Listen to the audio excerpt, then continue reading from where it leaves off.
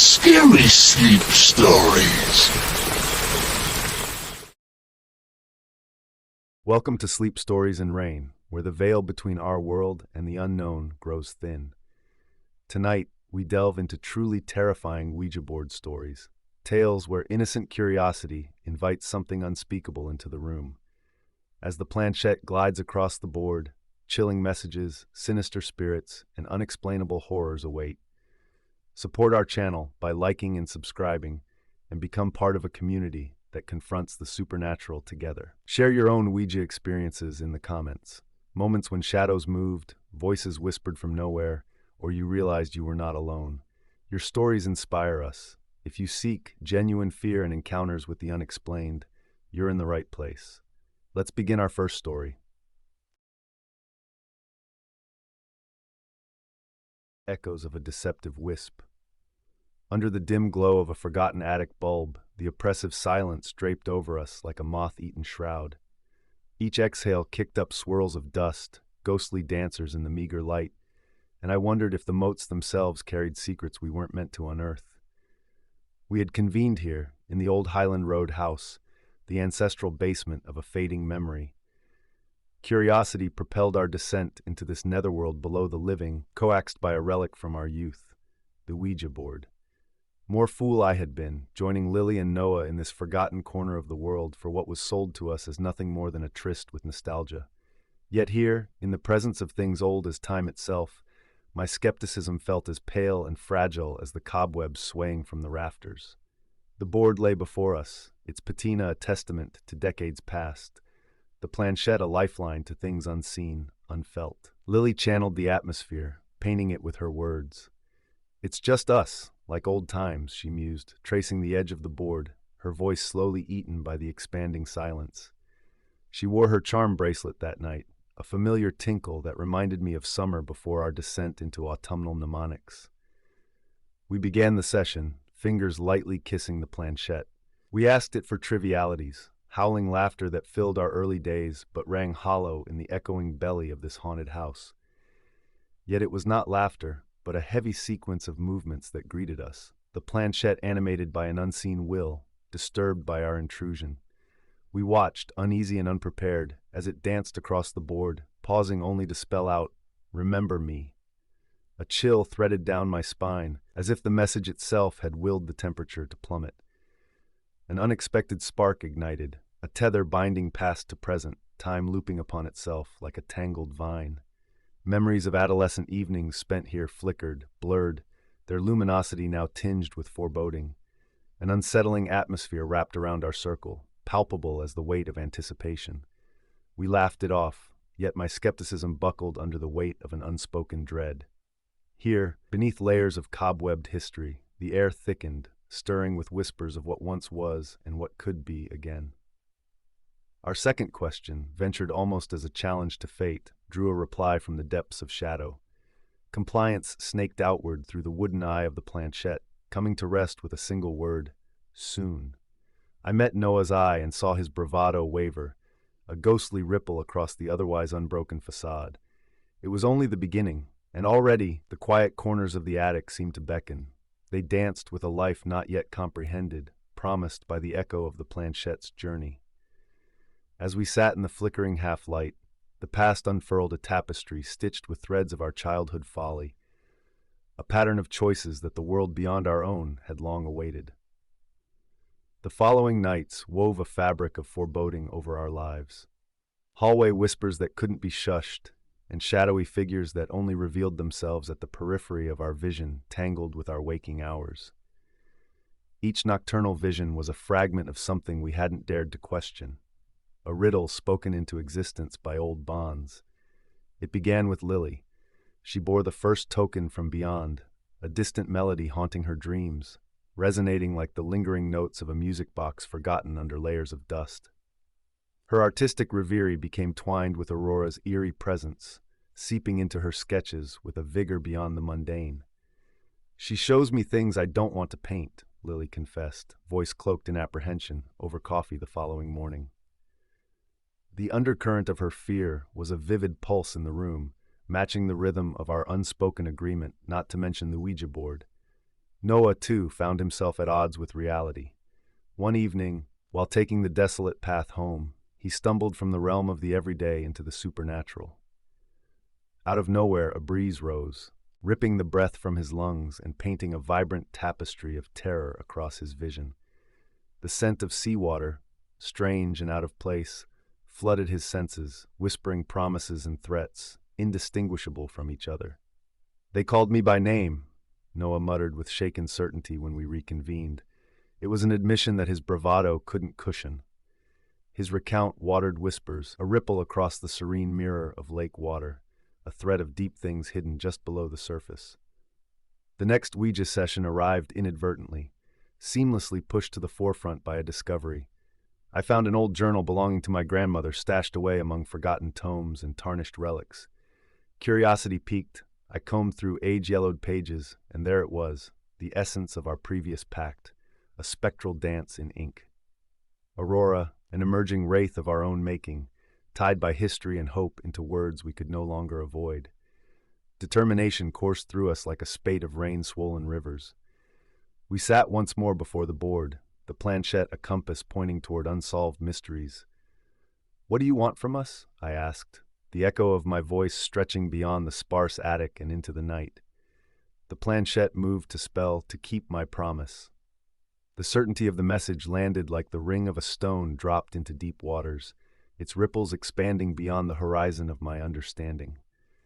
I recalled the promise as a whisper, fragile and fragmented in memory, a pact in our childhood, forgotten like a lost star, now emerging in its midnight symphony. Rumors and shreds of doubt clawed at the shadows between us. Noah's eyes flashed with unspent words, the jagged weight of guilt dawning within their depths. His laughter rang hollow, plastic, as though trial and fear had eaten it whole. "She's never going to leave," he muttered, more to himself than to us, igniting a tension that simmered beneath his skin. Yet in the silence that followed, a picture emerged. The childhood game we dismissed as imagination lingered, a skein weaving our fates into Aurora's design. As we sat around the board with fear and hope in our hearts, the specter of our shared past rose, taking from each of us its due. The storm arrived without warning, embracing the world in darkness and fury. Rain lashed the windows of the attic like an urgent plea to be let in, and lightning traced fractured veins across the night sky. It was as if the heavens echoed Aurora's discontent, a tempestuous canvas upon which our final stand would be painted. We gathered around the board, wariness etched into our faces, each movement a testament to the unshakable weight of dread. Our breaths synchronized with the rhythmic drum of rain, a pattern only broken by a stray gust rattling the old house's bones. As our hands touched the planchette, a palpable tension straddled the line between hope and despair. This time, there would be no room for error. "What is your true purpose?" I asked, resolving the tremor in my voice into a sound akin to determination. The planchette responded with a languid glide, spelling out, "To bind you forever," and the shadows seemed to thicken, pulling tight around us like a shroud. It was then Noah stood abruptly, sending his chair skittering across the floor. His face, illuminated by the flashing storm outside, bore the rawness of confession. "I thought I could save us, that I could bend her will against her." His eyes were twin pools of turmoil, depths at war with themselves. I was wrong. The board vibrated beneath our fingers, resonating with its own sense of purpose. In a desperate last bid, I exhaled the question that burned in us all. How do we break this? The walls seemed to close in as the planchette crawled across its surface, dragged by a force invisible yet undeniable. Each letter etched a wound in silence until the board spelled out, "You can't." Hopeway faltered, beaten back by the encroaching abyss of Aurora's intent. A sudden cold swept over me, carrying with it the realization that Aurora's game, woven through the tapestry of time and trust, had already set its course. The pact was restored, neither by our consent nor our defiance, but through a culmination of misplaced choices and tethered souls. Then, as if the storm itself willed our submission, the board's movement stopped. The planchette pointed firmly at a single word without need for interpretation. "Here." Lifting my gaze, I understood the unspoken. Aurora had never been a memory, nor a disembodied whisper. She lingered with us, irrevocably binding herself through our careless covenant. Her laugh resonated like a lullaby from somewhere not altogether distant. In the aftermath, silence stretched wide, broken only by the quieting storm's remnants. The air tasted of loss and lingering shadows, and while the room held its ghosts tight, our own fears now mirrored what lay beyond them, a void filled with everything we could no longer ignore. "She's never going to leave," Noah echoed from before, his face etched with resignation rather than fear. As the house settled back into uneasy quiet, Aurora's presence transformed from a haunting specter into an unwelcome guest, here to stay. She didn't step through onto a different plane. She existed within the spaces between our breaths, an inextricable part of our past and presence. And as promised, perhaps even our future. We were bound, and only time would unravel the arrangements of our youthful russet folly. If you've made it this far, the shadows have already begun to close in. Subscribe now to ensure you never miss a terrifying tale. And if you dare, hit the thanks button to buy me a cup of midnight brew. Your support keeps the nightmares flowing. Now, brace yourself for our next story.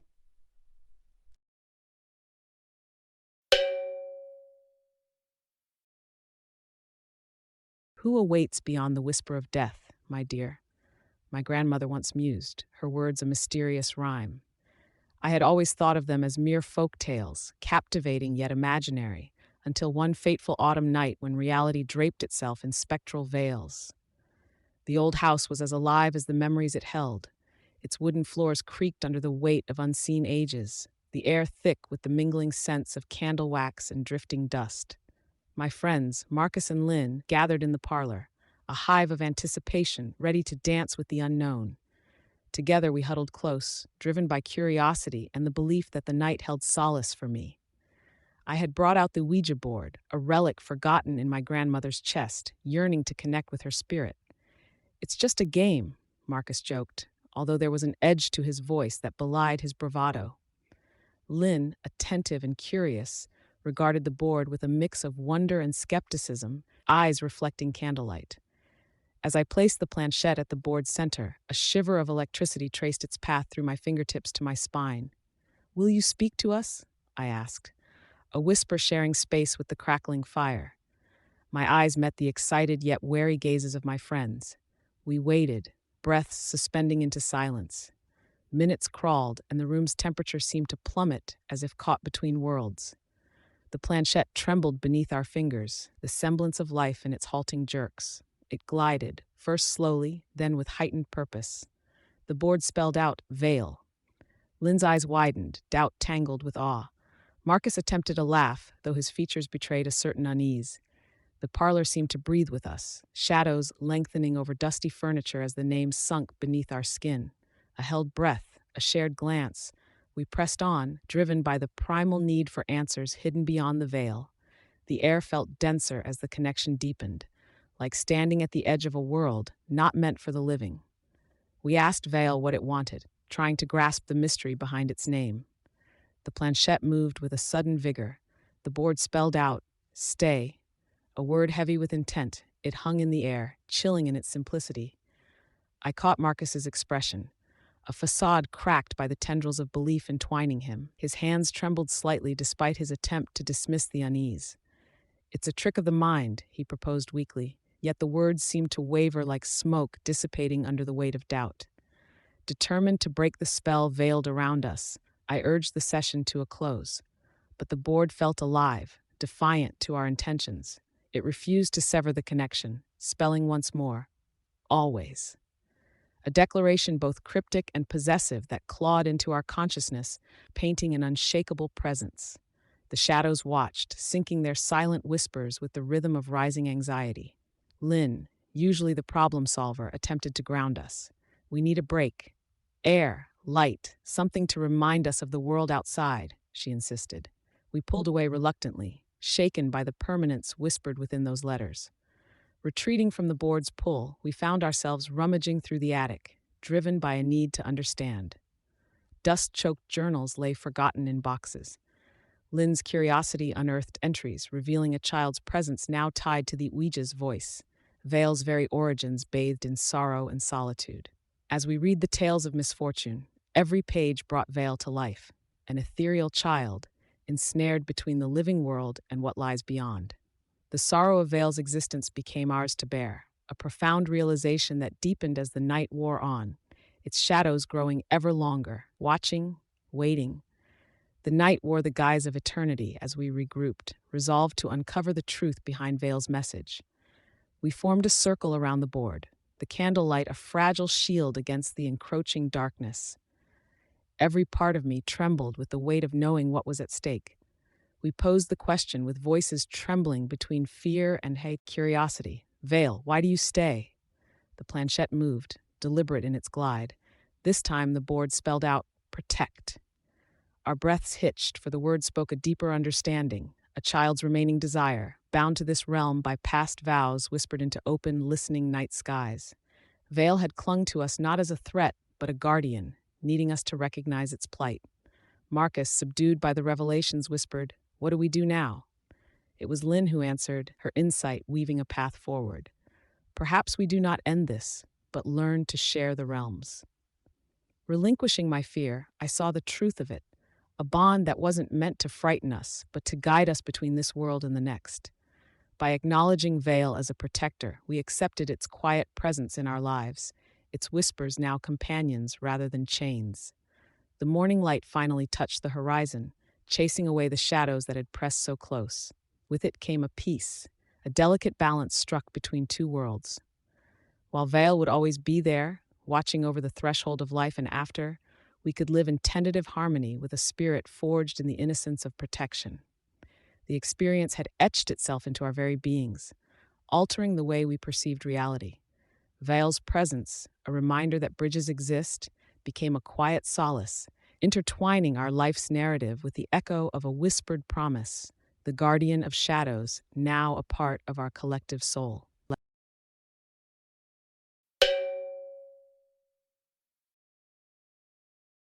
I had never given much thought to the chill that seeped into my bones that night, as if the cabin itself was exhaling an icy breath, one that seemed to whisper directly to our souls. Driven by a blend of curiosity and mischief, my friends and I had chosen this ancient, wood-laden hideaway, surrounded by whispering pines, to indulge in what was supposed to be an innocent thrill. We huddled in the dim glow of flickering candles, their wavering flames casting long shadows that danced across the walls, creating eerie shapes that seemed to stretch and beckon. The air was thick with anticipation, mingled with the subtle scent of the forest, and something else, something unseen but palpable. Gathered around the Ouija board, we were an eclectic group, bonded by both shared experiences and the allure of contact with the beyond. Our purpose was clear. Emily yearned for a message from her brother, a connection that might offer comfort in the wake of his untimely departure. I, on the other hand, was here more for company than belief, the skeptic in me thriving in the presence of unprovable things. With a mix of nervous giggles and focused whispers, we each placed a finger on the planchette. I could feel the tension radiating from my friends, a mix of hope, disbelief, and the thrill of uncertainty. The air grew cold, an unholy chill finding its way into the room, as if breathing life into the tool of our communication. Then it began. The planchette shivered beneath our collective touch, the smooth wood scraping softly against the board.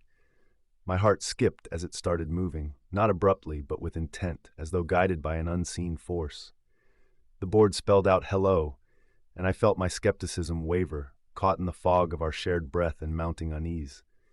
A heavy stillness enveloped us, the room yielding to a potent silence that seemed to amplify every creak, every rustle. We exchanged glances, eyes wide with the realization that we had indeed bridged some ethereal gap. The planchette moved again, and the board spelled out, watching.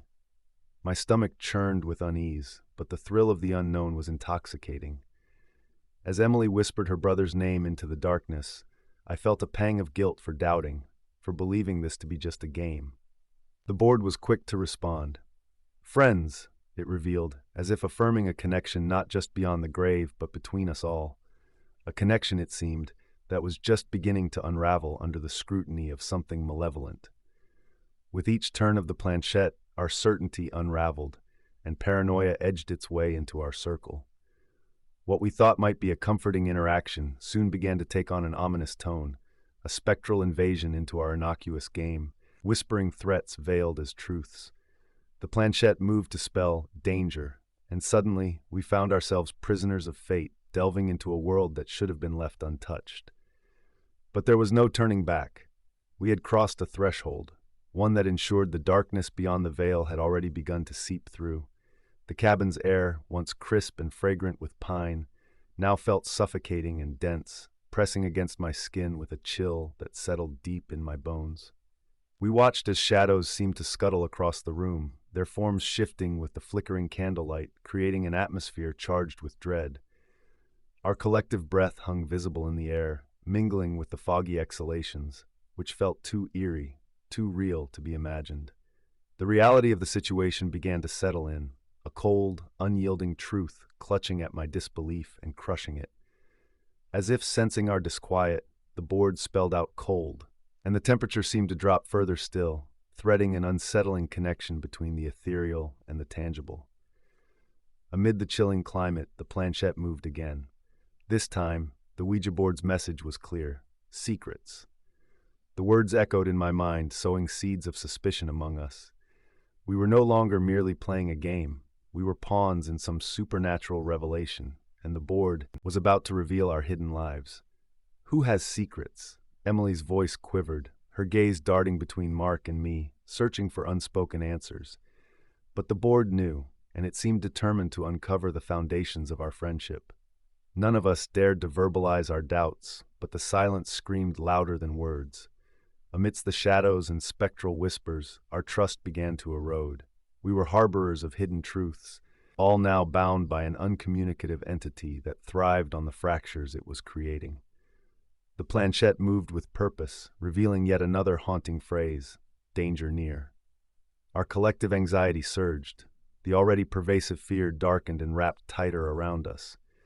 The warning was undeniable, shaping our perception of one another into silhouettes of once familiar figures, now painted with suspicion. Tension peaked as we struggled to discern where the danger truly emanated from. It was then the cabin itself seemed to react, groaning under the weight of secrets exposed. The air was thick with uncertainty, a space no longer merely occupied but possessed. The sense of danger coiled around us, constricting our words and breath. With an audible grunt, the planchette flew from the board, its trajectory swift and unnerving, landing with a hollow thud in the untouched corner of the room. In that moment, the apparition of laughter, twisted and malevolent, filled the air, seeming to come from everywhere and nowhere all at once. We scrambled back, the invisible laughter reverberating through the cabin, leaving no corner untouched by its echo. It was an invasion, a realization that we had called forth something far beyond the memory of Emily's brother, something that saw delight in our folly and fear. The room itself felt charged, thrumming with an energy that pulsed with every flicker of candlelight, taunting us with the growing divide between humanity and haunt. Amidst it all, the chilling message, "There is no escape," hung in the air, like smoke, leaving its indelible mark on our fractured consciousness.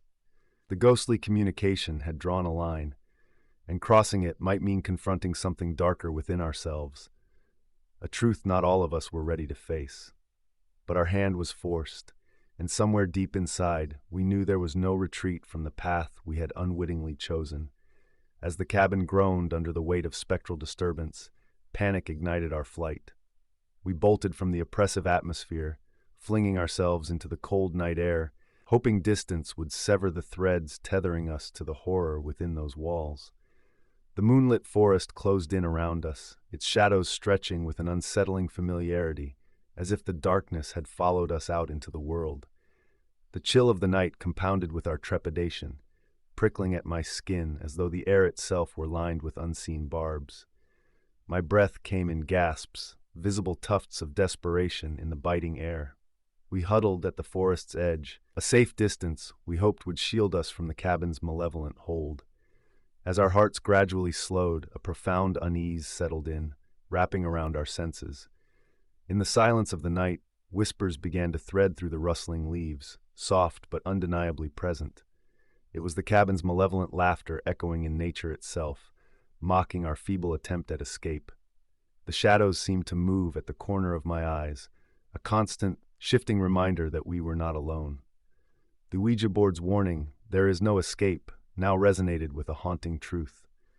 A realization dawned that the darkness we had invited was not confined to that foreboding structure. It clung persistently to our very beings, an unwelcome shadow impossible to shake. I turned to Emily and Mark, their faces etched with the same fear and resolve, casting light and darkness in equal measure. We were bonded, not just by friendship, but by a shared affront to nature's balance, a debt that demanded settling. In each of our eyes, I saw mirrored the specters lurking behind us, whispers of truths no longer avoidable. With determination, born of desperation, we trudged back into the cabin's clutches. The air felt different upon our return. A palpable awareness of our decision coursed through the stale warmth. I stepped forward, my voice shaking with an unwarranted authority, a challenge issued to the invisible force that gripped us. The room folded around us, the shadows lengthening in anticipation as the Ouija board lay splayed, seemingly innocuous yet potent in its simplicity. The atmosphere tingled with heavy silence, a display of power retracted and waiting. "Why?" I dared the empty air. "What do you want from us?" The words hung momentarily before the remaining candles flickered violently, casting grotesque forms across the walls. The board responded with a finality that made the room draw inwards, heavy with revelation. "Know thyself." A chill spread through me, more profound than the touch of any winter wind. In those words, the entity delivered its truth, a reflection of our own buried guilt and betrayals that had summoned it. We had become victims of our own secrecy, the board a mere channel for exposing what lay beneath our facades. Each of us understood, in our silent acknowledgement, that this haunting was ours to confront, an echo of the choices that bound us. As I stood with Emily and Mark, a quiet resolve tempered the fear.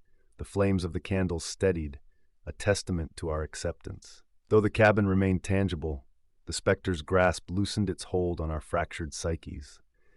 And as we departed once more into the night, the whispers of the forest grew softer, yet more resonant with introspective peace, promising that with resolve, shadows could become allies rather than enemies. The specter of our encounter hung close but no longer hostile, urging each step we took toward self-discovery and the closing reconciliation of what was found, or uncovered, in the lingering silence left by echoes now understood.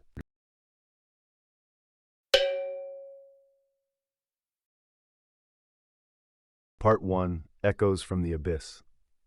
It all began on a night that seemed perfect for tales of mischief and mystery. Outside, the storm roared its discontent, lashing against the old fraternity house that loomed on campus like a forgotten sentinel. Inside, the attic was dimly lit by flickering candles that cast dancing shadows on the walls, teasing alive the whispers of stories long forgotten. It was supposed to be a gathering marked by light-hearted daring and bravado, fueled by the excitement of the unknown amidst bottles of cheap wine and the laughter of friends. Emily and Mark were already sprawled out on the attic's dusty floor, while I, Daniel Carter, leaned against an old trunk with feigned disdain, masking the twinge of apprehension lurking beneath my skin. I'd always dismissed tales of the supernatural as bedtime stories meant for scaring children, not adults armed with reason and science. Yet, something about the atmosphere in that attic, perhaps the way the shadows seemed too eager to reach out, made the hemming and hawing over the Ouija board a ritual already imbued with meaning. With a sigh of challenge masked as nonchalance, I joined my friends with fingers gingerly placed on the planchette. The first few moments were tinged with laughter, with Mark teasing about contacting a famous ghost or a jilted lover's spirit. Emily, curious and bold, goaded the board for any sign of the life beyond. The weight of silence grew heavy as we waited, anticipation colliding with the storm's rhythmic thrum. Then, suddenly, it happened. The planchette jerked to life, startling laughter into silence. We exchanged wide-eyed looks, each trying to gauge if someone was playing tricks, if disbelief was a well-covered smirk lurking beneath the dim light. The planchette moved definitively, and we watched mesmerized as it glided, guided by unseen hands. The board spelled out, "Welcome to the past," in smooth, deliberate strokes. The air turned sharply cold, a chill dancing up my spine as Mark's excitement was suddenly tempered with awe. Emily glanced around, trying to mask her discomfort, her earlier confidence slipping. Despite the revelation sitting heavy in the room, I found my voice. "All right, who's pulling the strings?" But the only response was the storm's low growl and our co-conspirator, the board itself, daring us further, challenging our assumptions as if to say, "Go on, question me." The session continued, the board relentless in its taunting truths. The planchette then revealed another message. "Your fears are known." It was uncanny, this cold testament that seemed to know us, mocking the thin veneer of bravery we wore like armor. As I hesitated, refusing to accept the unnerving reality before us, the attic took on a life of its own. Shadows crept closer, weaving themselves into the folds of our imagination. The illusion of control we had crafted as the session began was now slipping away, leaving a raw vulnerability that none of us anticipated. And so it was that on a stormy night meant for trifles and tales, we found ourselves on the precipice of a horror we could neither dismiss nor escape, a derive into the echoes of something profound and unspeakably bound to our own hidden depths. Part 2. Echoes from the Abyss.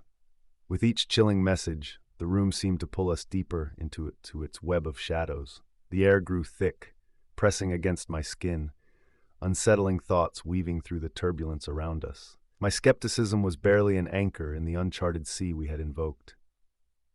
Then came the images, vivid, unrelenting, and I was no longer Daniel, sitting in an attic in the grip of a dark storm. I was drawn into visions of past lives and whispers of ancestral deeds belonging to a lineage I'd never known carried such weight. Faces blurred in memory and echoes repeated tales of old, tethering me unwillingly to secrets hidden within the family ties I'd often dismissed as ordinary. "The truth is in your blood," the board spelled with a conviction that sliced through my doubt. My heart pounded violently in response, a relentless percussion against the ominous signs now laid bare before our eyes. Emily, normally so unflappable, shifted uneasily beside me. "Daniel," she breathed, her voice a fragile thread, "what is happening?" Her earlier curiosity was now shadowed by the spectral reality we were entangled in.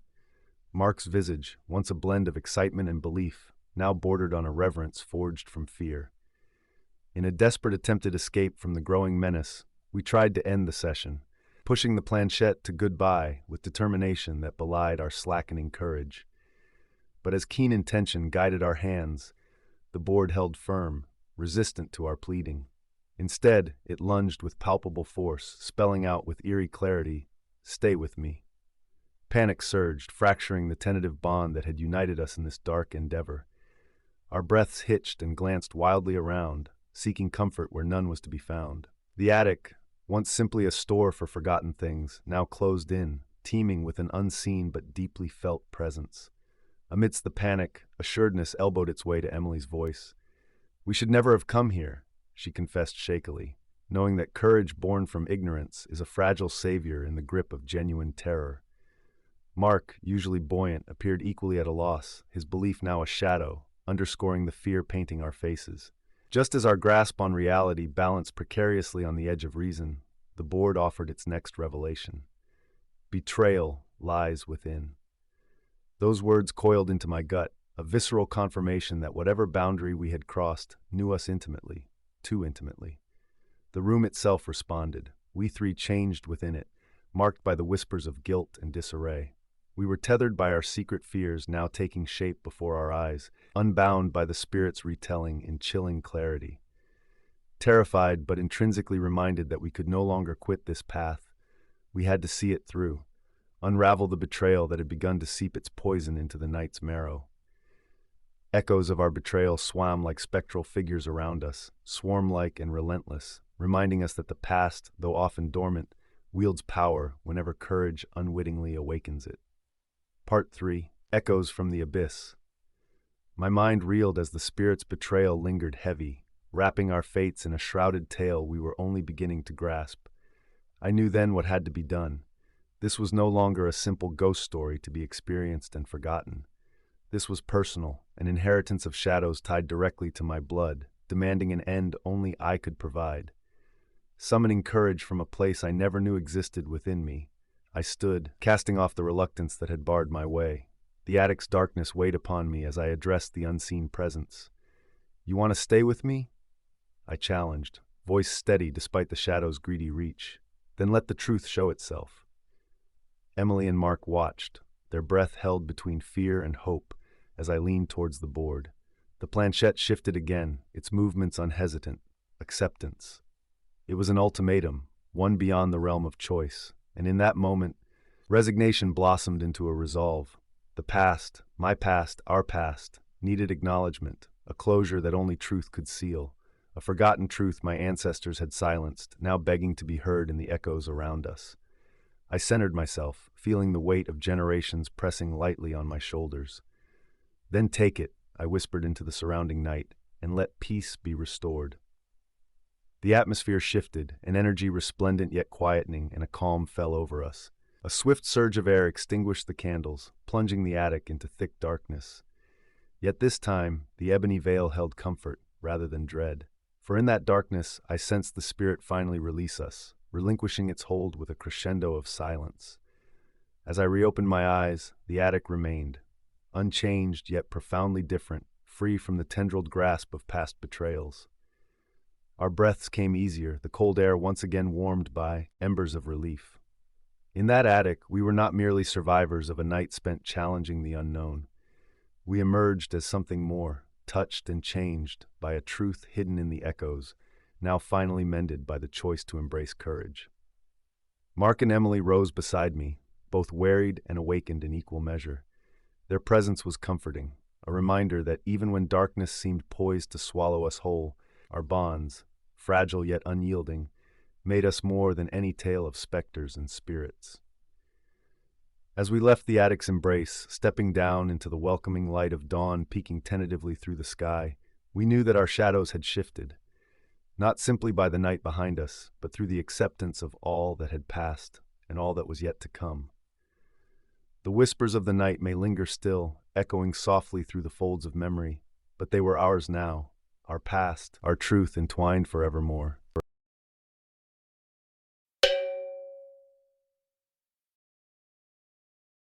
Part 1. Echoes from the Shadows. That night in the cabin, long-forgotten whispers of childhood promises stirred from the depths, bringing with them shadows not easily dispelled. The forest cocooned our sanctuary in a shroud of isolation, as branches wove an intricate tapestry across the starless sky. Rain pattered relentlessly against the windows, adding a rhythmic beat to the symphony of midnight. The cabin exuded an aged charm, its wooden walls saturated with the memories of kindled hearths and whispered tales. Together with Lisa and Ethan, I gathered around the flickering glow of the candlelight, our faces reflected in the scuffed wooden table that stretched before us. As a photographer with a skeptical eye, I had joined this surreal convergence more out of amusement than belief. The Ouija board had seemed an amusing diversion, an antique relic unearthed from a dusty attic. But now, confronted by its enigmatic presence, a frisson of unease prickled beneath my skin. The air was thick with anticipation. The planchette, cold and still, rested at the board's center, its smooth surface inviting yet foreboding. I observed with detached curiosity as Lisa took a deep, steadying breath. Her hands trembled ever so slightly as she placed her fingers on the planchette, followed swiftly by Ethan. "And so we begin," Lisa's voice carried a melodic calm. She glanced at me, curiosity bright in her dark eyes. "All right, enlighten me," I muttered, camera poised, ready to capture their reactions, their fear or skepticism, whichever emerged victorious. Silence wrapped itself around us like the aging wood beneath our feet. Time stretched and twisted, each creak of the cabin masquerading as a conspiratorial whisper. Then, with a sudden jolt, the planchette shifted, gliding across the board with an unseeable intent. My heart thudded in sync with its uncertain voyage. The board spelled out clearly, "Hello there." Ethan leaned closer, intrigue tinging his voice. "Did one of you just move that?" We exchanged glances, a silent compendium of denial. The air felt stifling, as if saturated with an unseen fog. The planchette quivered, compelled by a force none of us could name, to spell, "Join us." Lisa's gaze darted towards me, her expression a blend of fear and awe. What does it want? Before I could conjure a response, another spectral announcement took form. The board spelled, "Remember me." My pulse quickened. A chill trickled down my spine, matching the cadence of the rain beyond. Something primitive inside me recognized that this was no ordinary night, and certainly no ordinary game. This was the catalyst, a night that would suspend the boundaries of the known and unknown, and bind us to the echoes of a shadowed past. Part 2. The past beckons. The room felt trapped between realms, shrouded in an unnatural quiet, as we sat ensnared by the unexpected dialogue with the unseen. Our gazes transfixed on the Ouija board as it seemed to breathe with its revelations. This was no contrivance of flimsy folklore. We were in actors' grips of something far more sinister. The board spelled out, "Remember the fall." A memory, tucked away in the recesses of my mind, crept forth. An autumn day years ago, when we had all ventured into the woods on some innocent, childlike quest. We had promised each other secrets under the canopy of russet leaves, but the exact nature of those secrets eluded me. Ethan shifted uncomfortably, rubbing his arms as if to dispel a sudden chill. "I don't like this, Gregor. It feels too real." Suddenly, the lights flickered, casting elongated shadows that danced mockingly along the cabin walls, and the air grew heavier. The planchette moved again, with greater urgency now, spelling, "Tragedy comes." Panic gripped me. Though my instinct was to rationalize, each event, the flickering lights, the coincidental memory, betrayed my skepticism. We were inextricably connected to this unfolding narrative. Lisa's voice quivered, practical yet laced with an undercurrent of vulnerability. "Remember, everything we forget comes back to claim us. What did we forget?" Her words hung heavy in the close air as I captured their faces.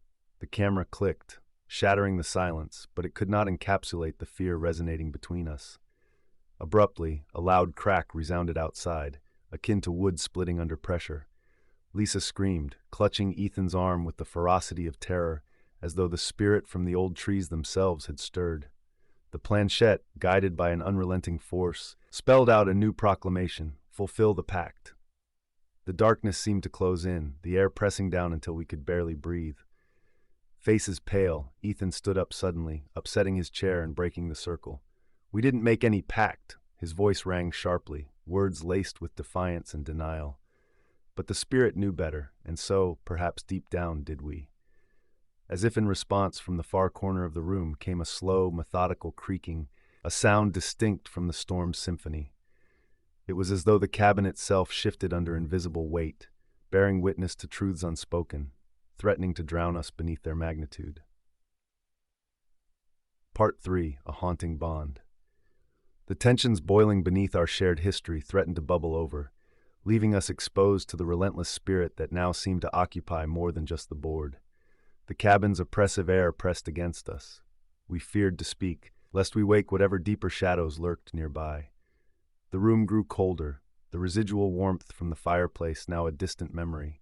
My eyes darted towards the far wall, and there it was, a chilling message embossed into the wooden paneling. My own name, Gregor, carved and stark, as if provoking me to acknowledge the unseen entity's mark upon my life. In that momentary stillness, Lisa clutched at my arm, her whisper barely cutting through the silence. "This isn't about the past, Gregor. It's about us. It always was." Desperate to break free from the suffocating gloom, I turned my camera towards the etching on the wall, capturing the haunting reality with a shiver of acceptance.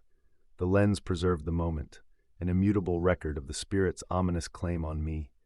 The planchette moved of its own volition once more, spelling a final defiant message: "Leave this place."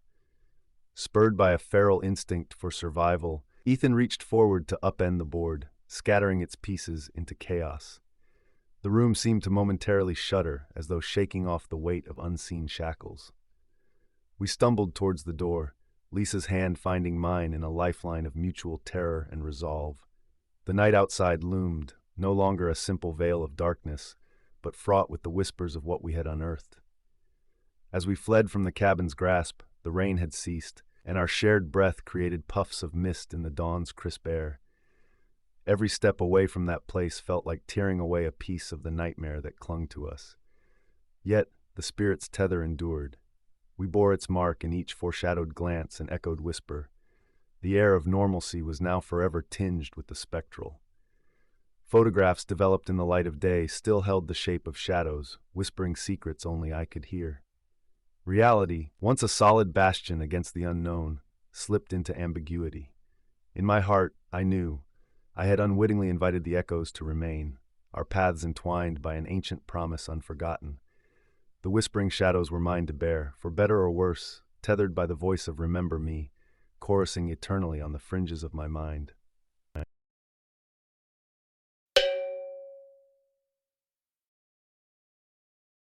The whispers began on the night of the storm, a voice calling to me from the shadows, chilling in its familiarity and relentless in its demand for justice. As the storm's fury raged outside, I found myself trapped within the confines of my grandmother's old Victorian home, alongside my closest friends, Sarah and Liam. The flickering candlelight cast dancing shadows upon the walls, turning the parlor into a realm both ethereal and sinister. It had been Sarah's idea to venture into the attic and retrieve the dusty Ouija board, hidden away beneath years of forgotten family relics. With the night pressing heavy against the windows and the power long gone, it seemed like a way to pass time, a diversion rooted in naivety. Our laughter was strained, more a mask than genuine mirth, as we gathered around the table with hesitant courage. The air was charged with subtle electricity as Sarah initiated the session, her fingers caressing the planchette with a confidence that belied her own unease. "Is there anyone here who wishes to speak with us?" she asked, her voice barely above a whisper. Moments stretched thin, the silence around us growling with the storm's echoes. But then, with a slow and deliberate grace, the planchette began to move. We gasped in unison as it traced its path across the board, spelling out with unsettling clarity, "I am here." I felt a chill race down my spine as the revelation settled over us, an unseen presence demanding our attention. "What is your name?" Sarah's voice trembled slightly despite her bravado. The room seemed to stiffen in anticipation. The board spelled out, "Laura." None of us recognized the name, and yet the sound of it struck a discordant note within me, something vaguely known yet elusive. "What do you want?" Sarah pressed, her curiosity a double-edged sword that struck at both truth and terror. The planchette hesitated, as if gathering strength before continuing its ominous journey. "Justice." We were silent, each of us grappling with growing unease and a creeping dread that threatened to overtake our fragile courage. I shook my head, attempting to dismiss the creeping fear, attributing it to our imaginations running wild amid the storm. But as we sat there, the air thick with anticipation and something unspeakable, I couldn't shake the feeling that the shadows around us were shifting, coalescing into something that could not be ignored. Doubt was quickly becoming a luxury we couldn't afford. Shaken, we concluded the session, convinced we had merely unsettled ourselves in the throes of our own superstitions.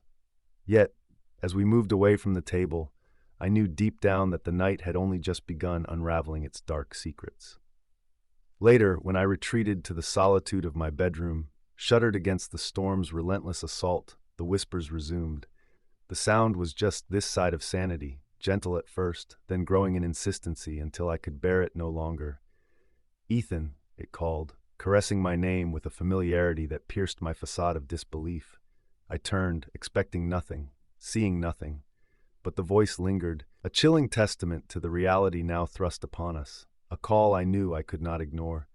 The library was shrouded in an air of solemnity, dust suspended in the beams of morning light, casting ghostly patterns on the worn wooden floors. My mind was a spinning map of dread and curiosity as I delved into the archives, searching for any mention of Laura linked to my family name. The librarian, a silent sentry amidst the labyrinth of history, watched as I pored over records that held the bones of forgotten stories. After what felt like an eternity, I found it, a faded entry in the town's historical records, barely legible yet laden with the weight of unsaid truths. There were mentions of a Laura Williams who had disappeared decades ago under murky circumstances. The text was sparse, clippings headline, "Murder in the Shadows," and the fingers of unease tightened their grip around my chest. The name Williams registered faintly, entwined with the same tale my grandmother used to whisper late at night when the fire burned low. My family's lineage sprawled across the pages, each name a ghost of generations past. There, Nestled within it was the tarnished name of my ancestor, William Carter. He had been implicated in Laura's disappearance, but no charges were ever filed, the case submerged beneath layers of town misconduct and familial silence. The information throbbed like an open wound, a connective string tying the restless spirit to my bloodline. Heart pounding like a beating reveille, I carried the knowledge into the night and to my friends. They sat huddled in the living room, Sarah's eyes wide with expectation, Liam's concern painted starkly across his face. "I found her," I said, my voice a barely constrained mixture of awe and dread. "She was murdered by someone in my family years ago." Disbelief flickered across their faces, but beneath it, fear had begun carving its niche. They knew as well as I did that the haunting we'd experienced had teeth. "Then we have to go back to the board," Sarah suggested, determination shading her words. Both Liam and I nodded reluctantly. The sheer madness of the decision was tempered by necessity. Once again, we gathered around the Ouija board, each of us aware that this session would not be taken lightly. The board lay dormant in the center of the circle we formed, candles flickering like silent sentinels against the advancing darkness. "Laura," Sarah began, "are you with us?" The board responded almost immediately, "Always." "Why have you called out to us?" I asked, unable to keep the tremor from my voice. The planchette moved, more urgently this time, to spell justice, reveal. Dread settled over us like a shroud. My revelation had given us purpose, but now it demanded something more profound, action. What must we do? Sarah dared the question we all feared. The board answered with chilling precision, "Tell the truth." The words hung in the air, charged and immovable. Laura's spirit sought more than acknowledgement. It demanded vindication. For my friends and me, there was now a choice laid bare, a path weighted with daunting responsibility, but one that offered liberation from the spirit's relentless grasp. As the session concluded, its echoes lingered, reminding us of the fragile line between the living and the dead, and the justice owed to those wronged in life. Determined though apprehensive, I realized that this truth, once unearthed, could not be easily put back to rest. The basement took on an unearthly atmosphere as we transformed it into a sanctuary for the seance. Candles flickering along the edges, bathing the room in a spectral glow. Defensive symbols adorned the walls, hastily scrawled in chalk, their presence a feeble attempt to safeguard us from what we had invited. Sarah, Liam, and I exchanged nervous glances. The air seemed to ripple, heavy with anticipation and unspoken fears. I could feel Laura's presence enveloping us, a spectral witness to the moment that could unbind her from her earthly prison. We formed a circle, each of us grasping hands, and closed our eyes. I whispered the invocation, a plea for Laura's spirit to communicate one final time, and with each word I felt the air grow colder, charged with ethereal energy. "Laura," I called, my voice quivering with the dual force of sincerity and trepidation, "we've come to give voice to your story. Tell us, how can we bring peace to you?" The planchette began moving on its own, across the makeshift altar where the board lay. It moved decisively. "Announce." My heart thudded heavily against my ribs as dread laced with determination fueled my voice. "We will tell the world what happened to you," I promised, the vow cementing my path forward. The candles flickered erratically, the room pulsating with an energy both devastating and liberating. The air around us crackled as though affirming the promise we had made. Laura's presence seemed to swell, then ebb like the tide, her lingering anger dissipating into softer shadows. We stayed in the circle for a while longer, holding onto the silence that enclosed us, a silence now saturated with the release of unburdened truth. It was then that I recognized the power of the promise given not just to the spirit, but also to myself, a vow of reparation and closure. In a way, Laura's ephemerality felt almost tangible, as though she was there, acknowledging our commitment, ready to step beyond the veil she had been tethered to for far too long.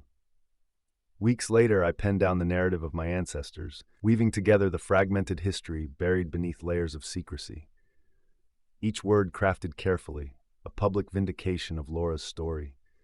I revealed the dark chapter of William Carter's crime, laying bare the omissions of the past. As the ink dried on the final page, a weight lifted from my shoulders, replaced by an emancipating clarity. The act of storytelling became a bridge between my present and a haunted history. In the ensuing nights, The house settled into genuine quietude, the whispers of the past no longer an ever-present echo. Life resumed its rhythm, but with the added presence of understanding, an acknowledgement of shadows cast by choices long ago. The Ouija board, now an artifact of both doom and redemption, was sealed carefully in the attic once more, an assurance against further interferences. It rested there, quiet yet potent. What remained was a deep-rooted gratitude for the friends who had walked this unsettling path by my side. We had faced down fears entwined with the supernatural and emerged not unscathed, but enlightened. And somewhere within the fabric of time and ether, I trusted Laura's soul finally wandered free, the scales of justice restored in some small, significant way.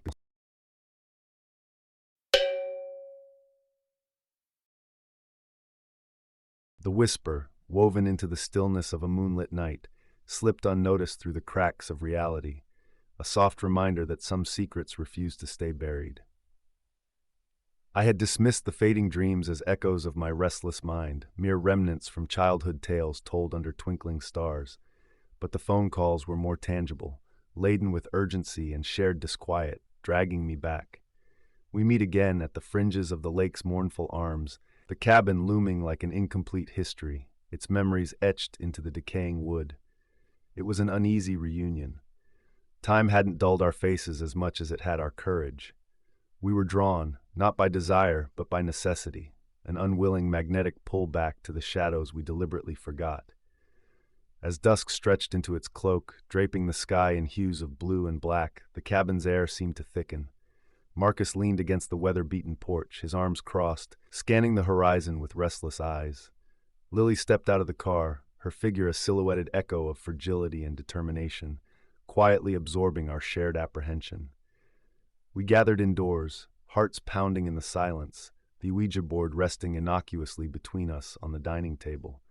The planchette lay idle, an unfriendly reminder of the night that kept us tethered to its secrets. "Are we sure about this?" Marcus's voice cracked the quiet, coated in bravado that failed to mask the tremor underneath.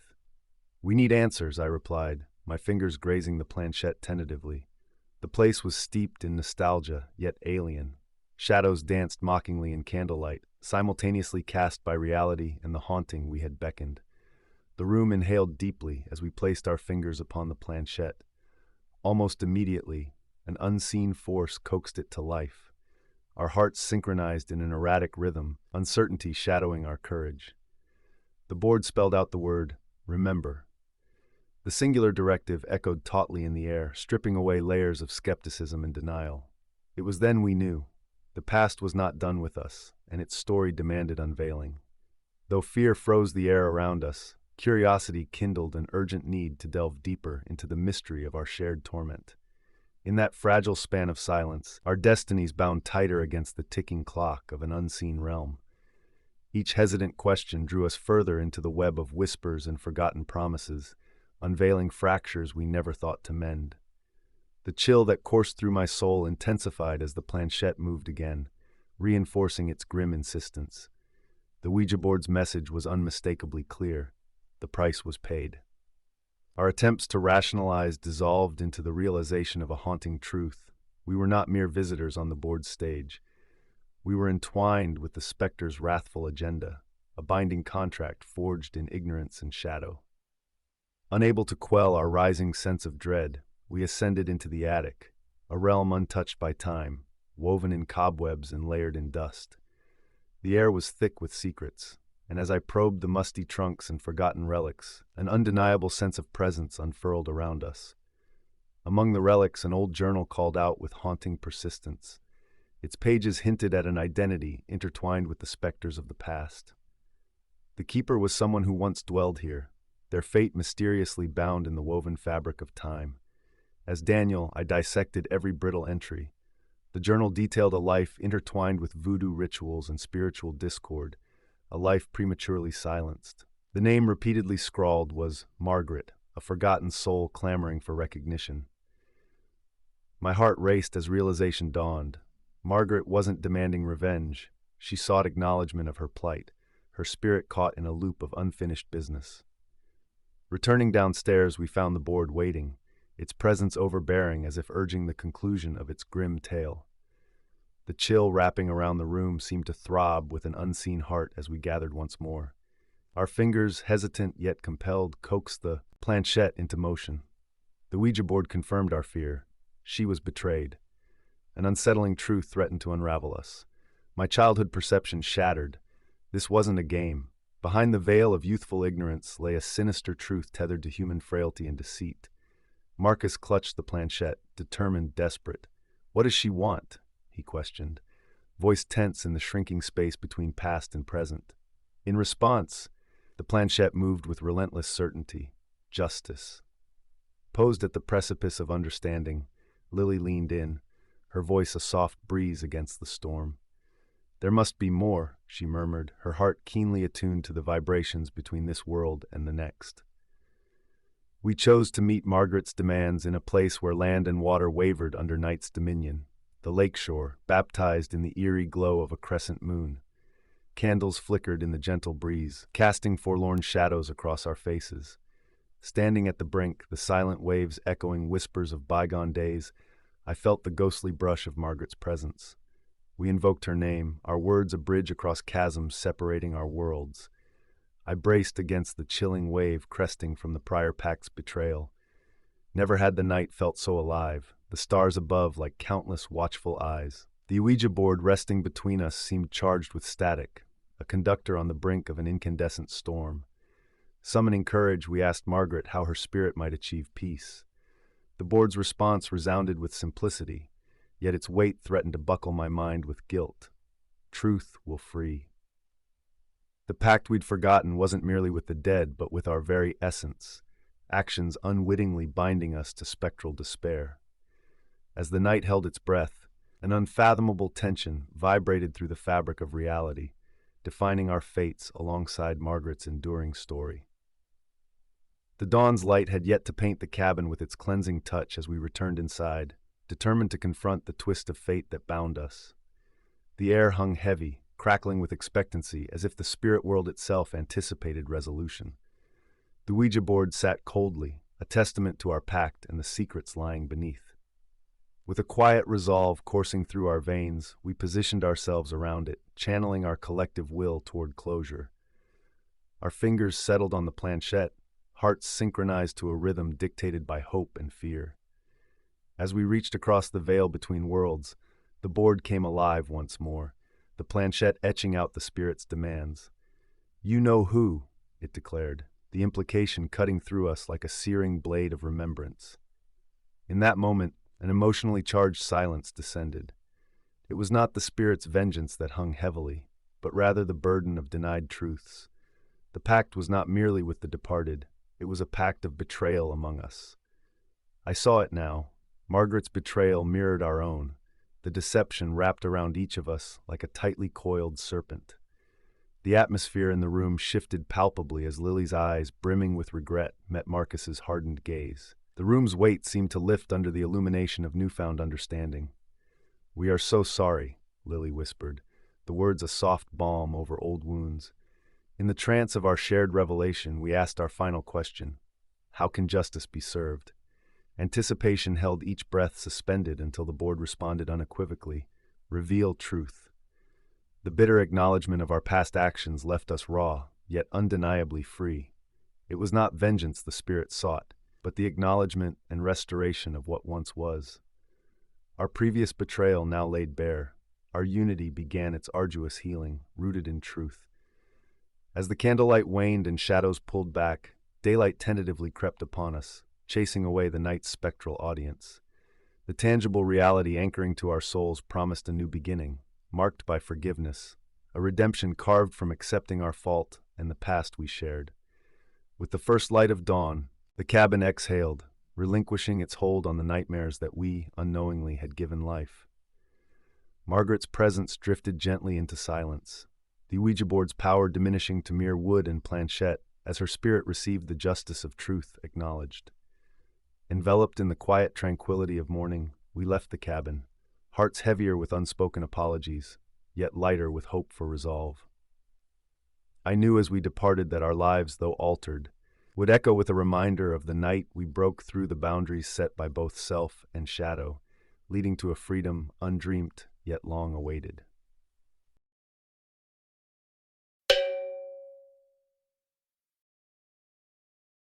Part 1. Echoes of the Forgotten Pact. The old house seemed to groan in sync with the storm outside. Each gust of wind rattling the attic window felt like the steady rhythm of a heart on the edge of despair. As my eyes adjusted to the flickering candlelight, I caught a glimpse of its presence, a dusty Ouija board tucked in the shadowed corner of our forgotten attic. Maybe it was destiny or just the whisper of the storm, but that night, curiosity got the better of us.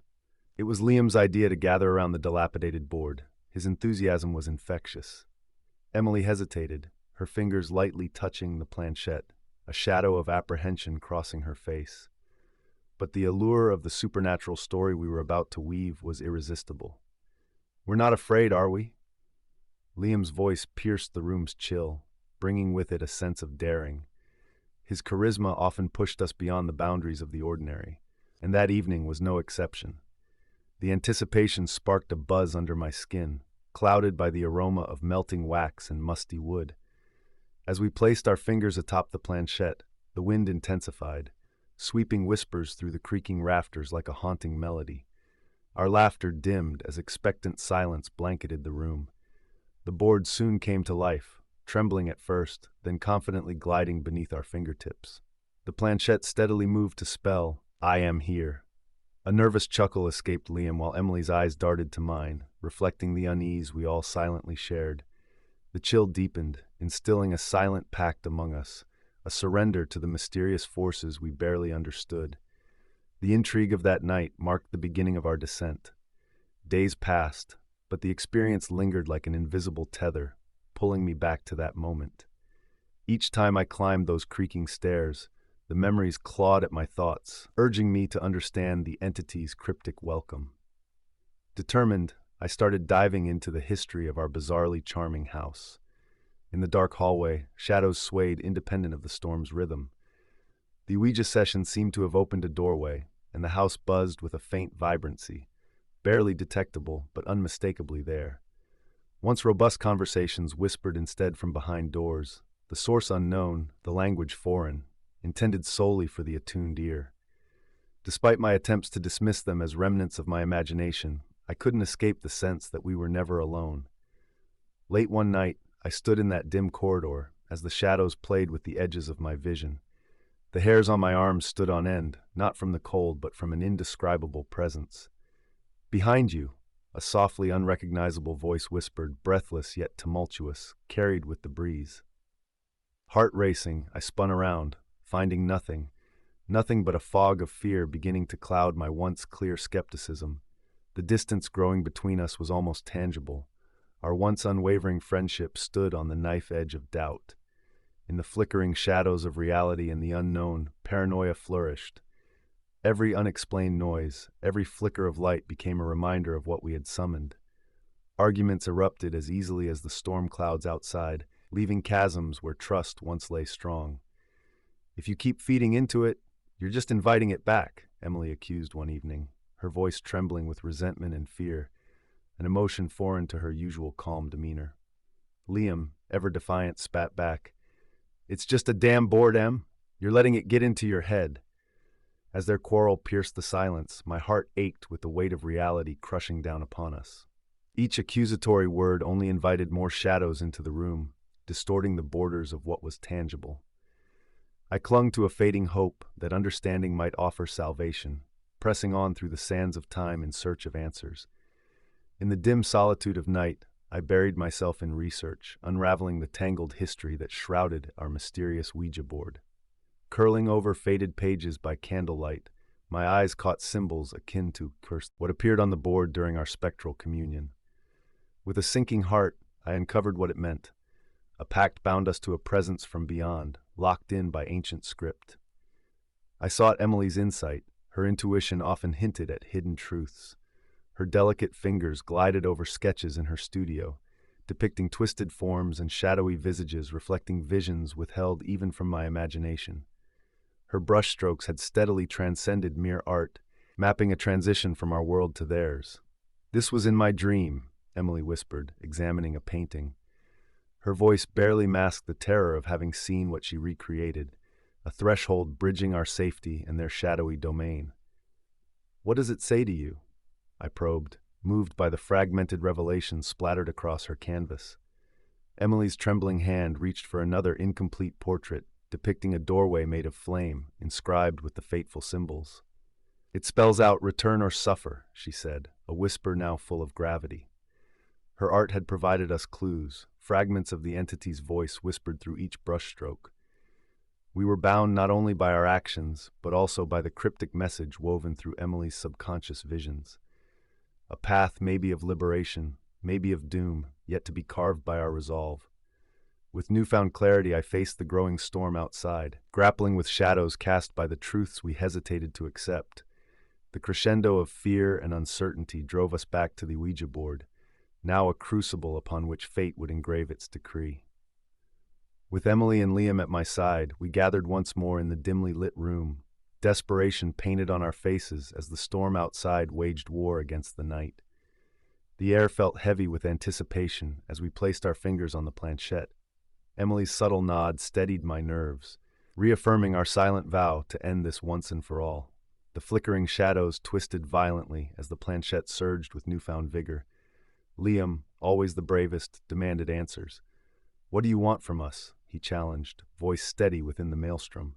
The board's message chilled us to the core as we read, "A debt unsatisfied."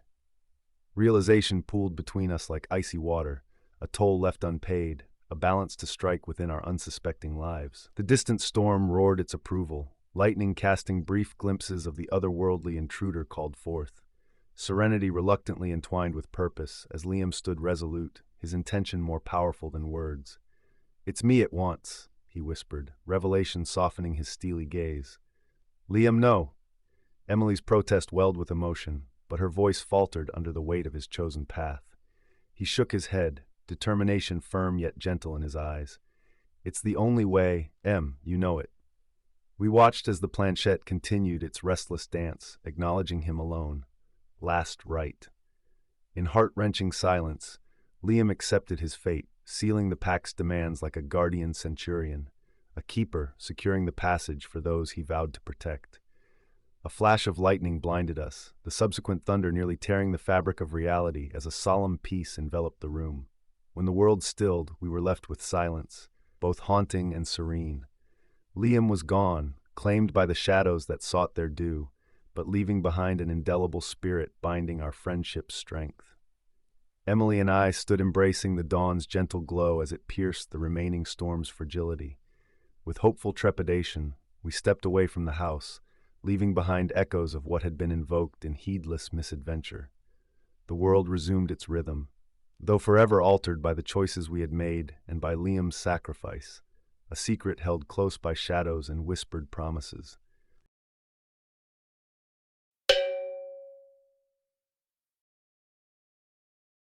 Whispers in the Dark, Part 1. Long before we dared to unearth the whispering shadows of the past, we believed the dead had no voice in the world of the living. We were wrong. The evening I found the Ouija board, the sun hung low in the sky, casting elongated shadows that crept across my attic floor. I was simply searching for an old photo album when my fingers brushed the dust-covered box, forgotten amongst relics of childhood memories. Curiosity tugged at me more than nostalgia. It was the kind of curiosity that tickles the back of your mind, whispering promises of adventure mixed with a thrill of danger. Later that night, the board lay between us on the living room carpet, candles flickering erratically as if breathing with anticipation. Luke and Katie were sprawled across from me, their faces half hidden in enigmatic light and shadow. We'd planned for a night of horror movies, but the pile of unsorted DVDs now seemed dull in comparison to the mystery lying before us. "Let's give it a try," Katie suggested, her eyes twinkling with a mixture of excitement and trepidation. Luke chuckled nervously, masking his intrigue with a facade of disbelief. We placed our fingers on the planchette, drawn together not just by friendship, but by an insatiable urge to uncover the unknown. "So who wants to start?" I ventured, my voice barely a whisper above the crackle of the candles. With a shared glance, we silently agreed. Is there anyone here with us? I asked, the air in the room feeling dense, weighted by our collective breath. For a moment, nothing happened. Just as skepticism began to creep back, the planchette twitched, then glided across the board with a will of its own. The board spelled out, I am here. Our laughter faltered, replaced by a tense, palpable silence. We had crossed a threshold into the uncanny. Luke, trying to ease the tension, asked, Who are we speaking to? Yet beneath his cool demeanor, I sensed a crack. The planchette moved steadily, spelling, friend from the past. Chills crept up my spine as I realized we were no longer in control. A new presence seemed to hover just beyond the shadows. We exchanged nervous glances, questioning silently whether to continue or to pull back from the precipice. Emboldened by curiosity, Katie pressed on. What do you want to tell us? The board's reply was hauntingly straightforward. A warning. The room seemed colder. The shadows under the candlelight elongated, as if reaching towards us with unseen hands. We sat frozen, hearts pounding in unison with the unexplained rhythm of fate. Whispers in the Dark, Part 2. My heart drummed loudly in the quiet room, each beat echoing our fear of venturing too far into the unknown. The meaning behind the message was blurry, yet it stirred something primal, a need to know and an urge to flee. Luke's bravado faltered, and I caught a glimpse of something in his eyes, a childlike fear hidden beneath layers of skepticism. Whose warning? He asked, attempting to mask the tremor in his voice. The planchette moved effortlessly, as if carried by unseen fingers. The board spelled out, her. Instinctively, I withdrew my hand, but curiosity anchored it back alongside my friend's. Her? Katie repeated, her voice tight, straining against the monumental quiet pressing us on all sides. She is near, the board responded. Chilled fingers seemed to grip my very soul. My mind raced, searching for reason amongst the madness. Who was this mysterious her? The room's atmosphere became dense, heavy with dread and unspoken secrets. Why warn us? I asked, my question breaking the stifling silence. It was as if the shadows widened their gaze, focused solely on the fragile flicker of our shared defiance. The planchette glided, spelling the words that plunged a knife of fear deep within. Trust, loyalty. Katie looked at me, her smile tense, edged with doubt. Had the game affected her, or was I simply projecting my unease onto her familiar face? Emboldened by the sense of impending revelation, I was about to inquire further when the board bat disrupted my thoughts with a shocking declaration. Betrayal is close. My breath hitched, a mounting dread coiling within like a serpent. Every second stretched into eternity as we absorbed what the board unveiled, a fragment of something dark lurking beneath the surface of our camaraderie. Our eyes met in silent communion, the cruel dark between us filled with whispered uncertainties. Though the board lay still, its grim pronouncement expanded, rippling through the fabric of our reality, knitting a tapestry of unseen darkness that bound us by fate to whatever haunted its origins. Here, in the trembling light, our tether to the normal world grew dangerously thin. The dance of shadows encroached as we continued in defiance of the falling night, both drawn and repelled by the haunting specter of whispered secrets yet to come. Whispers in the dark, a heavy silence enveloped us, punctuated only by the soft crackling of candle flames. The secrets of the shadowed world pressed against us, demanding to be unveiled. Struggling against the insidious grip of fear tightening around us, we clung to the fragile remnants of courage. We need to end this, Luke's voice wavered, an undercurrent of desperation breaking the steady facade he once wore so well. But the Ouija board defied our intentions. Its sentience seemed palpable, driven by an agenda we couldn't fathom. The planchette shifted boldly, its movement commanding our attention. One of you is not safe. A palpable panic gripped us. Katie glanced frantically around the room, her eyes brimming with gut-wrenching fear. Why won't it stop? We need to break the connection. Her voice was barely audible over the rapid drum of my heart. In a frenzied rush, we quickly blew out the candles, hoping the darkness would reclaim whatever held sway over the board. Yet the planchette remained poised, unmoved by the extinguishing flames, the board illuminated solely by the encroaching dusk's ever-watchful gaze. Desperation overtook rationality. I raked my hands through my hair, my mind a swirl of confusion and denial. My focus drifted, and the shadows seemed to dance with grotesque intent, spinning a web woven with echoes of past fears and broken trusts. With trembling hands, I turned back to the Ouija board, my whisper no more than a thin thread of defiance. "What do you want from us?" The board spelled its final, chilling message. All forgotten agreements must be paid. Our invisible chains snapped taut, lashing us into a forced communal understanding, some agreement forgotten, a pact unknowingly broken. Beyond the flickering shadows, reality seemed to warp, split into fragments, haunted by spectral voices that lingered with malice. In those final moments, the weight of regret settled heavily between us as the shadows began their retreat. Alone in the shadowed silence, I grappled with the echoing remnants of the nocturnal encounter, a solitary figure adrift in the rift between what was and what lingered beyond. The truth bore deep into my heart. Though the candles were out and the heavens untouched, the whispers remained, an eternal reminder of a world unseen.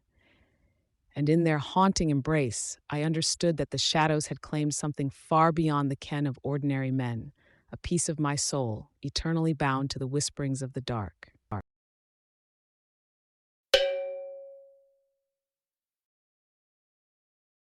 Hey there, restless souls and seekers of the strange. Welcome to Shadows and Whispers, where the veil between worlds grows thin and the unknown lurks just beyond the edge of your screen. Tonight, we're delving into 5 bone-chilling tales of cursed objects, each one a gateway to horrors that defy explanation. But before we begin, we need your help to keep the shadows alive. If you're ready to embark on this eerie journey with us, hit that like button. It fuels our channel and keeps the stories coming. Subscribe and ring the bell so you never miss a descent into the dark. Every click brings us closer to building a community of thrill seekers and storytellers like you. Now, here's a question to spark some spine-tingling discussion. What's the creepiest object you've ever owned or encountered? A doll with a sinister smile? A mirror that seems to watch you? Share your stories in the comments below. Your experiences inspire our tales and help us craft the nightmares you crave. Whether you're here for the chills, the thrills, or just to unwind with our 8-hour ambient soundscape, featuring the haunting creak of an old house, the distant howl of the wind, and the soft patter of rain, there's something here to pull you into the unknown. So grab your favorite blanket, dim the lights, and prepare to step into the shadows. Whether you're here to relax or to feel your pulse quicken, we've got a story that will leave you questioning what's real and what's waiting just out of sight. Remember, every tale is a door. One side invites you in, the other keeps you wondering if you should have stayed out. Let's begin with our first story.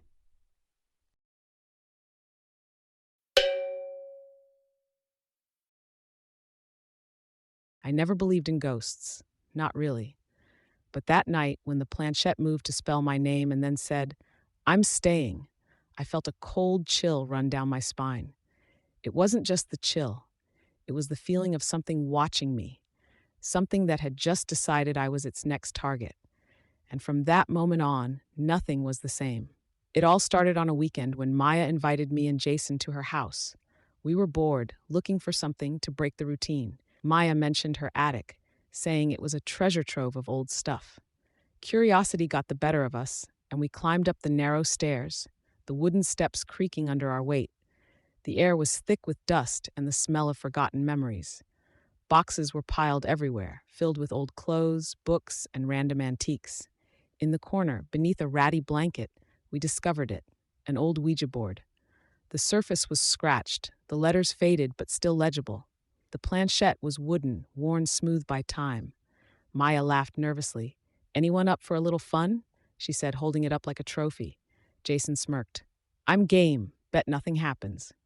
We cleared a spot on the dusty floor and sat in a circle. The attic was dim, only a single bulb flickering overhead. I felt the temperature drop as we placed our fingers lightly on the planchette. "Is anyone there?" Maya asked, voice low, half joking. The planchette didn't move at first.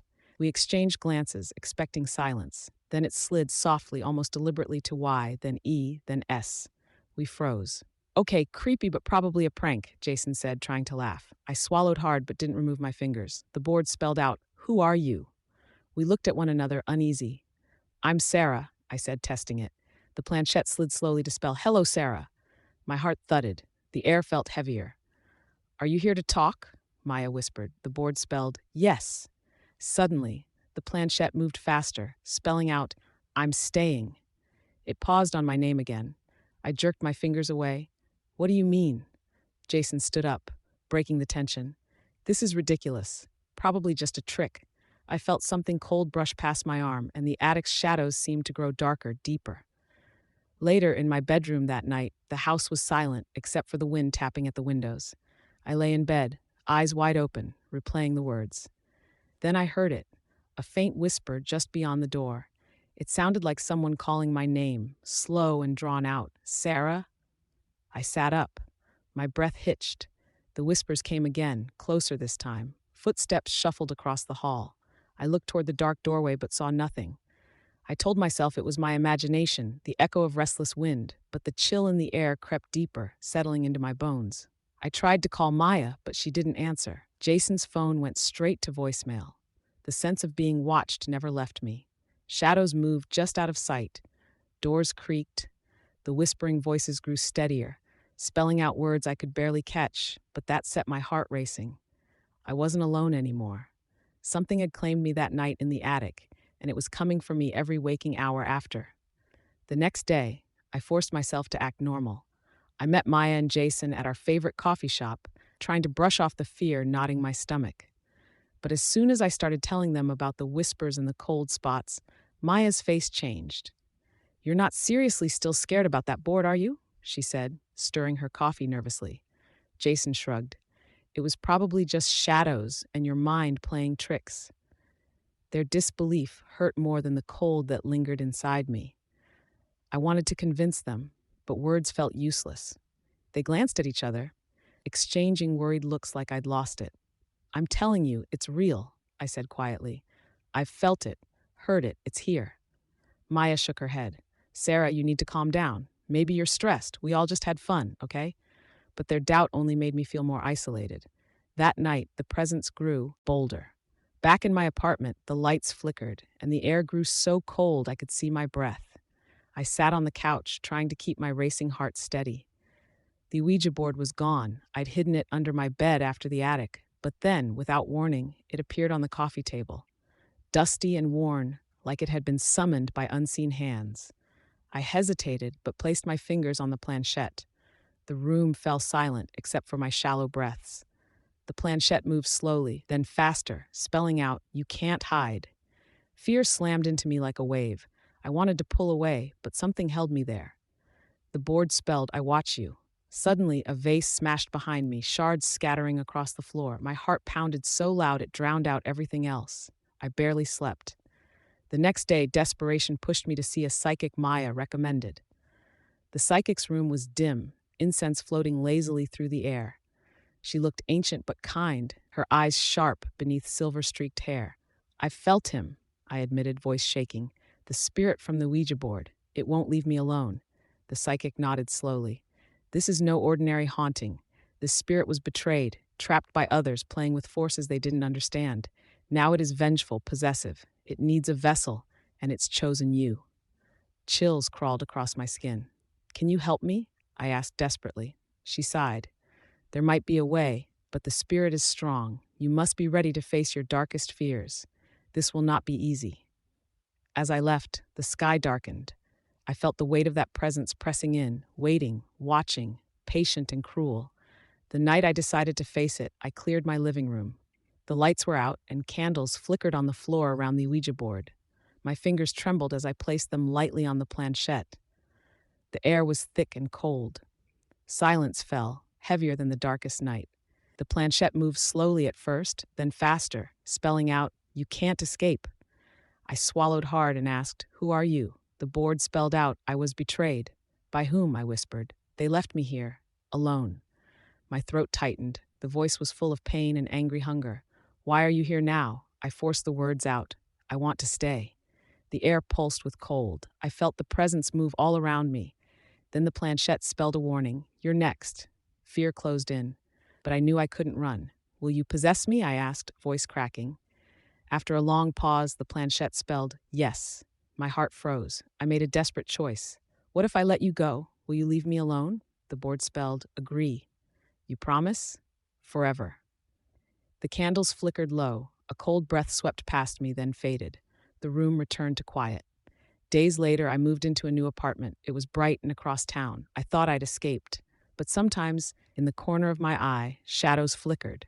When I was alone, cold whispers teased my name. The Ouija board was gone, but the presence wasn't. It stayed, waiting, watching, and I knew it wasn't finished with me.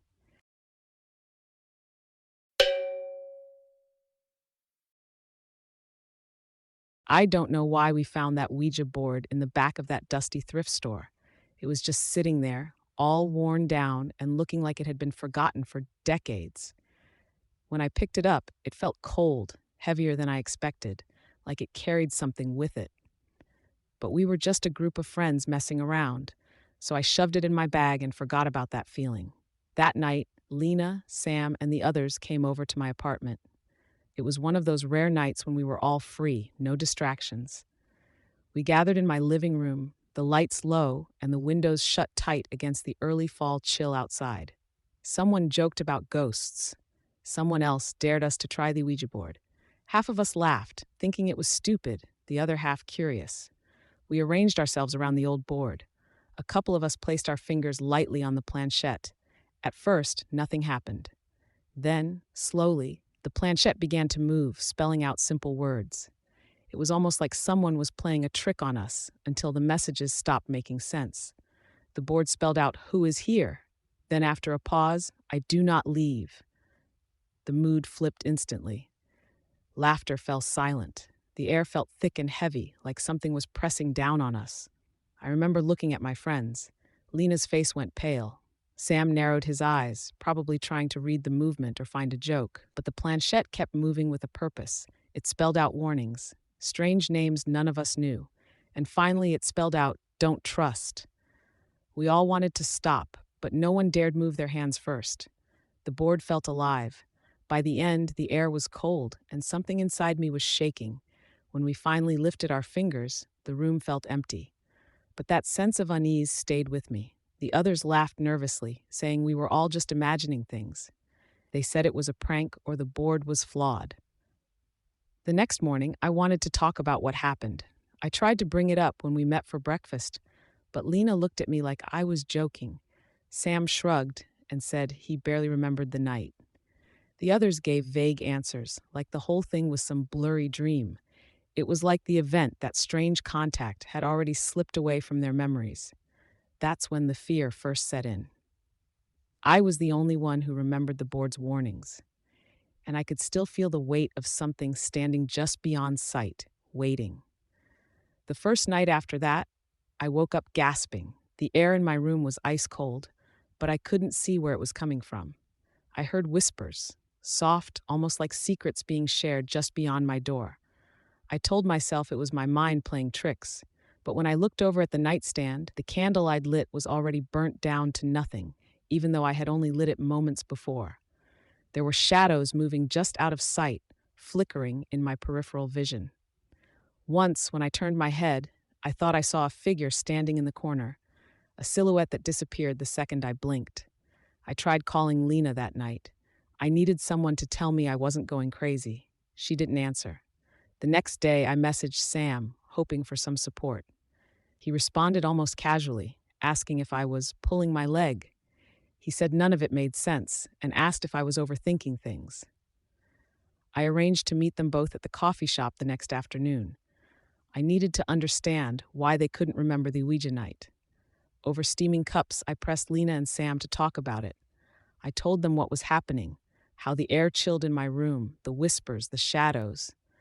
Lena brushed it off with nervous laughs, saying, "You've been watching too many movies, Maya." Sam seemed torn, his brow furrowed, but he still doubted the truth of my words. "Maybe you're just stressed," Sam suggested. "Or maybe the board just freaked you out."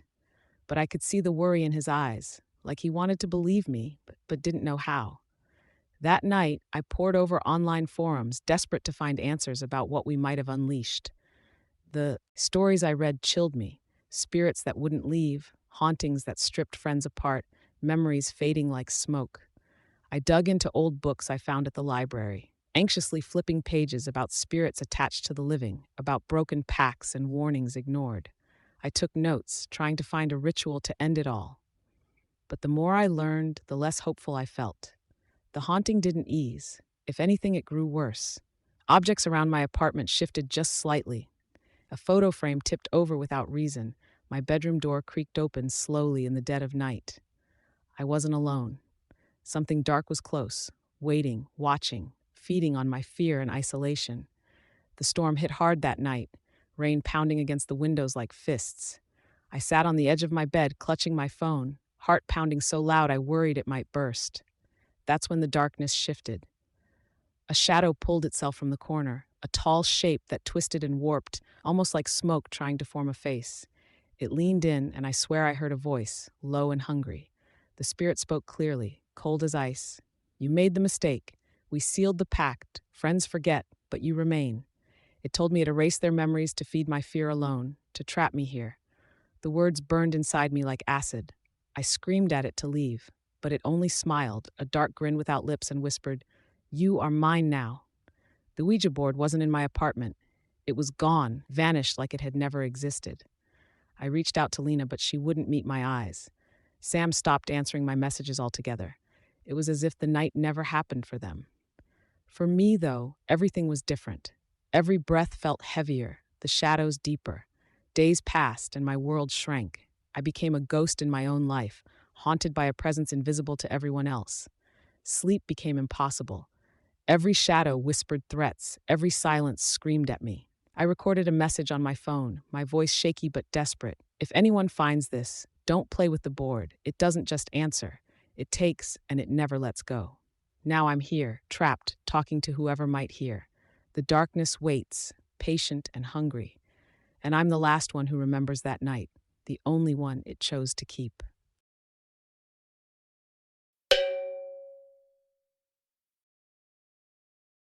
The air went cold instantly. One moment, the room was filled with laughter. The next, silence. The board spelled out a warning, but no one believed it until it followed me home. It started as a regular Friday night. Mark had dragged over his old Ouija board, the one his uncle gave him at some yard sale. Maya wasn't too sure about it, but she came along anyway. I was the skeptic, telling myself this was just a joke, nothing more. We sat in a circle on the living room floor, rain tapping gently against the window. The lamp overhead cast weak light, making shadows dance on the walls. Mark set the board between us. The planchette gleamed, waiting silently. "Come on, let's try it," Mark said, grinning. "Maybe we'll hear from someone up there." Maya hesitated. "I don't like this," she whispered, eyes flicking toward the dark corners. "Relax," I said, smiling to cover my own unease. "It's just a game. Nothing's real." We all placed our fingertips lightly on the planchette. At first, it didn't move. Then, slowly, it slid across the board. The board spelled out, "Hello." Mark laughed nervously. "Okay, that's something." We asked more questions. The answers came back in short words. Yes, no, who, and where. Nothing to really scare us yet. But then the board spelled out leave. We laughed, thinking it was a joke. "Leave? Leave what?" I asked. "Maybe it's telling us to stop," Maya said seriously. Before anyone could answer, a shadow flickered across the wall behind Mark. We all froze. The room felt colder. The air tightened around us. The board spelled out stay. I swallowed hard. "What did you see?" Mark whispered. "Nothing," I said, but my voice was shaking. Maya's eyes were wide. "We should end this." Mark nodded, quickly pulling his hands away. We ended the session. The planchette rested on goodbye. We looked at each other, a mix of relief and nervous laughter. But the room was quieter now, heavy with something we didn't understand. Later, after everyone left, I sat alone in the dark. The door clicked shut behind me. I pulled my sweater tighter, the night suddenly feeling colder than before. A whisper brushed past my ear. I spun around. Nothing. The lights flickered. My heart raced. I wasn't alone. By the time I got home, the rain had soaked through my jacket. The streets were empty, the night thick with silence. I locked the door behind me, the click echoing in the quiet house. I hoped the weird feeling would end here, but it didn't. The lights flickered once, twice. Then the whisper came again, soft, almost teasing. I couldn't make out the words, but it chilled me deeper than the cold rain ever could. I told myself it was nothing. Exhaustion, maybe shadows playing tricks. I tried to settle in, made tea, and sat on the couch. Then I heard a thud upstairs. The floorboards creaked, slow and deliberate. I froze, heart pounding. Probably a branch, I whispered, but I didn't really think it was. Every noise grew louder in the silence of the empty house, the tap of dripping water, the rustle of curtains, the faintest breath against the back of my neck. The phone buzzed. I grabbed it, relief flooding me, but the screen was blank. No caller ID, no message, just silence. Then the creaking started again, closer this time. I held my breath as a door upstairs cracked open. I wanted to shout for Mark or Maya, to tell them something was wrong. I tried calling them, but the calls went unanswered. I left messages, but they never replied. I was alone. The whispers turned words. I'm here. I didn't know whether to scream or run. I checked the house, room by room, but found nothing. Yet I felt eyes tracking me, following my every breath. That night, I stayed up, clutching a kitchen knife, waiting for something I hoped wouldn't come. When dawn crawled in through the curtains, I was shaking and exhausted. But the sense of being watched didn't leave. I realized then the spirit hadn't left with my friends. It had followed me home. I couldn't take it anymore. The house was no longer mine. I sat at the kitchen table, the Ouija board laid out again, its surface cold and untouched since that night with Mark and Maya. My hands trembled as I placed my fingers on the planchette. Please, I whispered, leave me alone. The planchette moved slowly at first, then faster. The board spelled out, no. I felt a chill spread from my spine through every bone. I asked, why are you here? The board spelled out, debt owed. My breath hitched. Whose debt? Yours. Panic clawed at my throat. I thought it was just a game. Foolish, stupid. The board spelled out, pact forgotten. I closed my eyes, memories hazy, a moment of careless laughter, a whispered dare to speak to the dark. The spirit wasn't letting me go. That night, the storm outside howled as the lights shattered into darkness. Thunder shook the windows. I felt it before I saw it. A cold presence solidifying in the corner of my room. Whispers melted into snarls. Shadows stretched toward me. The furniture rattled, the air thick with fury. I screamed, swinging the knife blindly. The spirit tossed me hard against the wall. Pain exploded in my ribs, but I held on to one thought: survive. Morning came faint and gray. I was bruised, broken, but awake. The house was still. The spirit had pulled back, retreating into silence. But it left its mark. A whisper lingered as I sat in my ruined home. Not gone. The fear stayed with me like a shadow, a chain I couldn't break. I warn you now, don't play with what you don't understand. Some doors, once opened, never close.